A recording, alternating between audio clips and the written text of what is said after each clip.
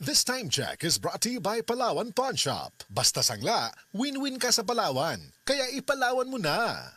Nakakaproblema sa paglibang? Mag-inom sa Super Fiber, the fast-acting colon cleansing product approved by the FDA Philippines. Garantisado nga epektibo. Sa duwahang tudbalo ka oras, imo na mapagawas ang higko nga makahatag ubas na utan ug makamatay nga sakit. Ang hugaw nga colon, ang una nga silent killer. Death begins in the colon. Mag-Super Fiber. Mas makita na itong mayong resulta kung ato ubanon sa pag-inom ang Life Extension Vitamin D3 kag Super Fiber. Para sa himsog kag maayong digestion, mag-inom kada adlaw sang Super Fiber. Mapalit sa mga butika.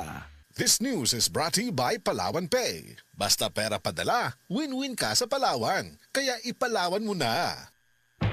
Kagool man si mong naong Marie na unsa ka? Akong anak gamay Marie nagluya. Dali ra kay mataptag sakit. Paim na ni Vitacoy syrup. Unsay naa ang Vitacoy Marie? May turin nga mutabang sa himsog sa pagtubo sa bata. Vitamin C nga sodium ascorbic aron madili-dali matakbuyan sa sakit ang bata. Chlorella extra ka mas mulig umpang resistensya sa bata nga nag-edad og 3 hangtod sa 12 anyos.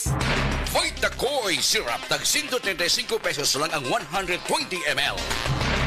No approved therapeutic claims. Aray! Aray!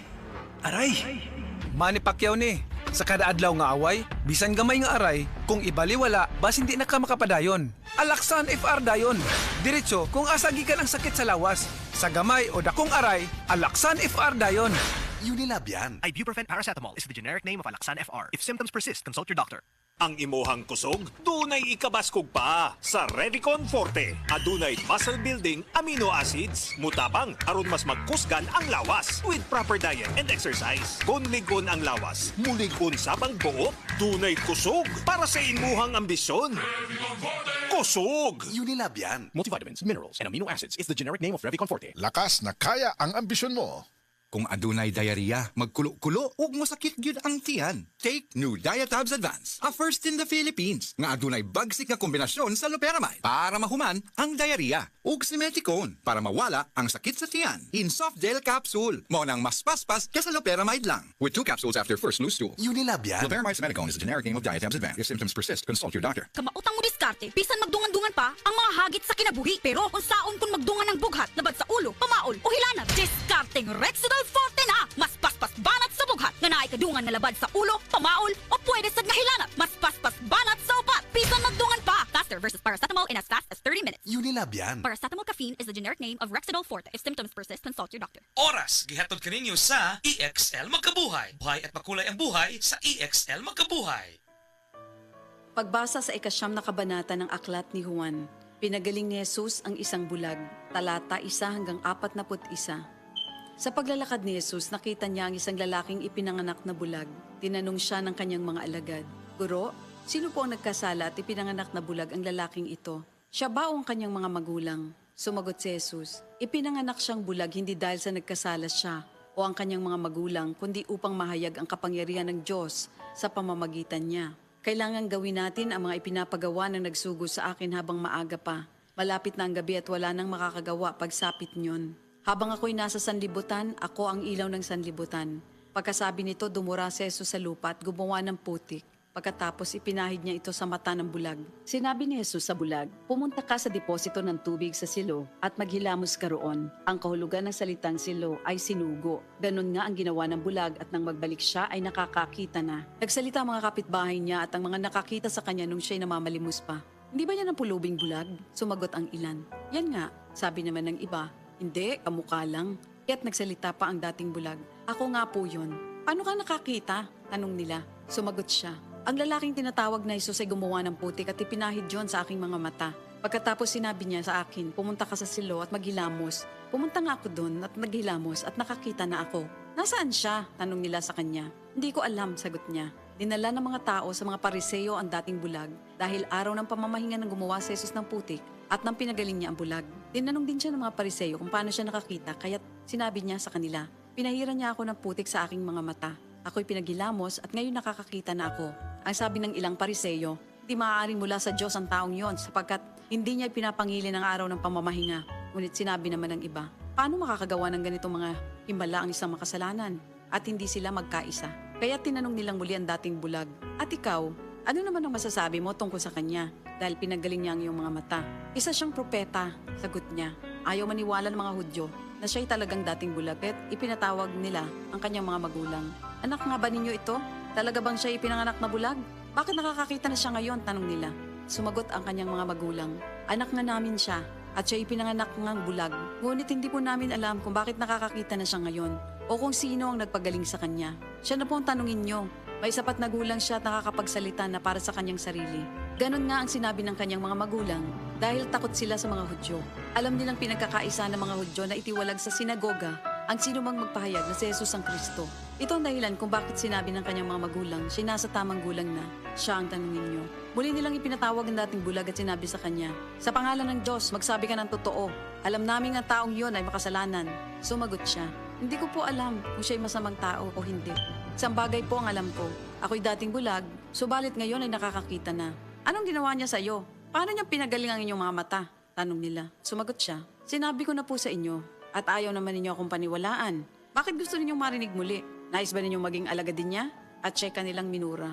Ikaw ay alagad niya, ngunit kami mga alagad ni Moises. Nalalaman naming nagsalita ang Diyos kay Moises. Ngunit ang taong yon, hindi namin alam kung saan siya nanggaling. Sumagot ang lalaki.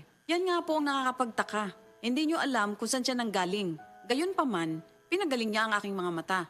Alam nating hindi pinapakinggan ng Diyos ang mga makasalanan. Ngunit pinapakinggan niya ang mga tunay na sumasamba sa Kanya at sumusunod sa Kanyang kalooban. Doon pa man ay walang makapagpagaling ng mata ng taong ipinanganak na bulag.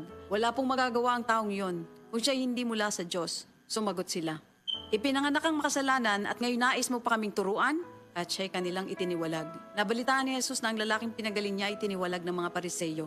Kaya nang matagpuan niya ito, ay kanyang tinanong, sumasampalataya ka ba sa anak ng tao? Sumagot ang lalaki, sino po ba siya, Ginoo? Sabihin niyo po sa akin upang ako'y manalig sa kanya. Siya'y nakita mo na. Siya ang kausap mo ngayon, wika ni Jesus. Sumasampalataya po ako, Panginoon, ang sabi ng lalaki. At sinamba niya si Jesus. Sinabi pa ni Jesus, naparito ako sa mundong ito upang humatol at nang sa gayoy makakita mga bulag at mabulag naman ang mga nakakakita. Narinig ito ng ilang pariseyong naroon at sila'y kanilang tinanong, ibig mo bang sabihin mga bulag kami? Sumagot si Jesus, kung kayo nga'y bulag, wala sana kayong kasalanan. Ngunit dahil sinasabi niyong nakakakita kayo, ang kasalanan ay nananatili sa inyo. Ito ang salita ng Diyos. Sa mga workaholic, epektibo ang atong Paragis Bila-Bila Herbal Coffee. Sama na lang ni Roland De La Cruz, nga taga Mati, Davao. Roland De La Cruz, sa Purok Isla, Barangay Central, Purok President. Anong ganahan man kay ka sa kape? Sa Bila-Bila Coffee, laskig ang imong lawas o mayo ang imong lihok. Basta laskig niya kondisyon, makalihok kag may sa trabaho. Kung di ka kainom, mura pagluya na ka? Murag luya-luya, lahi ra gyud. Tungod kay nindot gyud ang Bila-Bila Coffee. Kini ginama sa GFMQ Marketing kay sa Paragis Bila-Bila. Dili na ka mag-agwanta pa.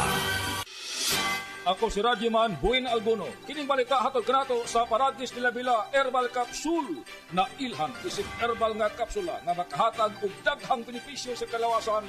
Mao kini ang all-in-one na herbal. Makahatag og kayuhan sa atuang mga selula sa lawas. Makatarong sa nindot nga flow og limpyuhan nga atuang dugo nga mudagkayday sa atong ang kasing-kasing. O karon sa atuang balita. Mga mamuhiay og baboy sa Negros Oriental ang mga benepisaryo sa ayuda sa gobyerno. Kini human apektado ang ilahang mga hayop sa African Swine Fever o ESF. Labing minus 40 ka mga mamuhiay og baboy ang nalista sa kagamanan nga makadawat og hinabang. Kadtong balita hatod kanato sa Paragis Bila-Bila Herbal Capsule. Alang sa kumplito nga kombinasyon, gamita lang ang Paragis Bila-Bila plus Herbal Capsule. Paragis Bila-Bila Herbal Capsule na uban sa pagpantabi sa Paragis Bila-Bila Herbal Coffee o ang pagpaghaplas sa Paragis Bila-Bila Liniment Oil. Gama sa JFMQ Marketing. Sa Paragis Bila-Bila, di na ka mag-agwanta pa. Sa dugang kasiuran, tawag lang sa 0935-641-02613. Mapalit sa Diding's Pharmacy sa Manalili Street, Cebu City. Best Way Pharmacy sa Mandawi City. Healthy Way Pharmacy, GV Butika sa Cebu, Mandawi, Liloan ug Usmeña Boulevard. Mapalit usab sa GY Pharmacy sa 32 Usmeña Building, Usmeña Boulevard, Cebu City. Ako si Radyoman Buin Alguno, Tatak RMN. Need Cash, pensyonado ka ba? Duula ang Cebu APC Finance kay sila magatapang sa pagsulpad sa imo mga panginahanglan. Kung kumpleto ang requirements, release dayon ang loan. Pinakabarato na, no advance interest pa yun. So, ang sabay mong gihiwat, tawagin na si Nada Uyang alang sa dugang kasayuran sa numero 0919-077-5938 or 0919-077-5900. Plus more, kung personal kang mabisita sa among opisina karon, ana kay madawat nga grocery gift pack. Unsa ba'y maghiwat? Bisita na! Mga igala, kini si Goliath. Aduna ko'y bagong na-discovery nga produkto sa SED Marketing. Kini mao ang SED Panyawan Coffee. Lahi kini nga klase sa kape. Siguradong ganahan ka kay gawas nga lamian, isok, swabe, ug espeso ang timpla niini. Ang SED Panyawan Coffee, usa ka timpla lang nimo, kontento ka na. O kini makapalagsik sa atong kalawasan. Busa, mag-SED Panyawan Coffee na kita. SED Panyawan Coffee, produkto sa SED Marketing Incorporated. SED Health Testimonies. Sige ng Virgie Abuda, taga Cebu City. Ug sa matag haplas niya sa SED Linimen, dali rasang maulian. Bati rin ko pamanhod og laylay sa akong mga PL batiis. Pero kung buko-buko magsakit, mga po'y akong gamito ni haplas. Ay kaloy sa Diyos kay mawala, mampudayon ra. Kung sa gamit yung mga produkto, ma'am? SED Linimen. Bisag unsaon pa, sir. Mga ora gini hantod-hantod ako ang gamiton kay maayo gyud para nako. SED Linimen, mapalit sa mga butika. This newscast is brought to you by Nutrilin. Hatagi sila og mas daghan, kauban ang Nutrilin. This newscast is brought to you by Solmux for Kids. Labanan agad ang ubo with Solmux for Kids. Carbocysteine is the generic name of Solmux for Kids. If symptoms persist, consult your doctor. Ubong di mawala, naanay bakterya o virus. Sa baga, pag Solmux Advance, maayo mo limpyo og baga, mong paspas makapaayo og ubo. Solmux Advance in liquid na. Resolve copied phlegm in as fast as 3 to 5 days when taken 3 times a day. Carbocysteine plus zinc is the generic name of Solmux Advance. If symptoms persist, consult your doctor. Solmux Advance, magaling maglinis ng lungs, mabilis magpagaling ng ubo. This newscast is brought to you by Solmux Advance. Magaling maglinis ng lungs, mabilis magpagaling ng ubo. For the man na may MaxVit Gigil! Balhin na sa MaxVit. Tabang para MaxVit Gigil ang kusog sa lawas. Pagkaalis to sa unang-una, resistensya sa sakit. Ug sa paglambing kay misis versus non-use with proper diet and exercise. For the man na may MaxVit Gigil! Unilab yan. Multivitamins, minerals, ginseng, and royal jelly is the generic name of MaxVit. If symptoms persist, consult your doctor. For the man na may MaxVit Gigil. That news was brought to you by ACS Manufacturing Corporation, ISO certified world-class quality. ACS. Lisod po kawon, luyahon ug kuwang sa energy si baby. Hatagi kini og D3 syrup for kids every day. Aron lagsik ug happy si baby. Mahimo sa edad nga usa ka tuig hangtod sa 16. Sa D3 syrup, protektado si baby. Nagkagubot nga traffic? Max! Kasama mo, fruity, lamig sarap to. Pilit-init na! Buot pa? Max! Kasama mo, mensol, lamig sarap to. Makabuang nga linya sa sakyanan? Max! Kasama mo, fruity, lamig sarap to. Basta mag-commute, ang menthol candy nga balon. Max! Available in honey lemon, cherry, fresh, o kuman pa. Menthol lamig sarap na laging kasamax mo. Alam mo ba hindi pare-pareho ang lahat ng generics na gamot? Gumagawa ang Rhea Generics ng mga world-class na produkto na ginawa sa parehong pasilidad ng mga brands na alam mo. Ibig sabihin ay nagbibigay sila ng parehong bisa at kalidad sa abot kayang halaga. Ang Rhea Generics ay gawa ng Pfizer, Viatris, Sanofi, GSK, Otsuka, Merck, Fresenius Kabi, AstraZeneca, OEP, Lundbeck at Boehringer Ingelheim. Punta na sa Mercury Drug at piliin ang Rhea Generics. Ito ang Medifax para sa Rhea Generics. Hindi pare-pareho ang mga generics na gamot. Kapag may reseta ang doktor, piliin ang Rhea Generics. Tunay na world-class ang kalidad sa abot kayang halaga. Aray! Aray! Aray! Manny Pacquiao ni. Sa kada adlaw nga away, bisan gamay nga aray, kung ibaliwala, bas hindi na ka makapadayon. Alaksan FR dayon. Diretso, kung asagi ka ng sakit sa lawas, sa gamay o dakong aray, Alaksan FR dayon. Unilab yan. Ibuprofen paracetamol is the generic name of Alaksan FR. If symptoms persist, consult your doctor. Ang imuhang kusog, dunay ikabaskog pa sa Revicon Forte. Adunay muscle building amino acids. Mutabang aron mas magkusgan ang lawas with proper diet and exercise. Kung ligon ang lawas, muligon sabang buot, dunay kusog para sa imuhang ambisyon. Kusog! Unilab yan. Multivitamins, minerals, and amino acids is the generic name of Revicon Forte. Lakas na kaya ang ambisyon mo. Hi, I'm Dr. Michael Smith, a medical doctor and senior health scientist of Life Extension Foundation USA. I recommend Life Extension Vitamin D3 for everybody. This is the most practical and wise way to protect our health from diseases like cancer, heart disease, diabetes, and a lot of other health conditions.